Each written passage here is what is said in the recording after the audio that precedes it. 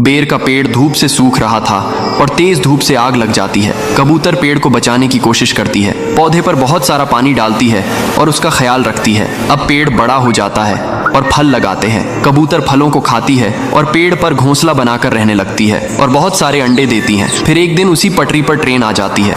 कबूतर ट्रेन को रोकने की कोशिश करती है, लेकिन ट्रेन पेड़ से टकरा जाती है और पेड़ टूटकर बिखर जाता है। घोंसले के साथ अंडे भी नीचे गिर जाते हैं। लेकिन अगले दिन उसी पेड़ से एक नया बेरी का पौधा उग आता है और फल लगाते हैं। लेकिन कबूतर फिर भी रोने लगती है। फिर लाइक सब्सक्राइब नहीं किया।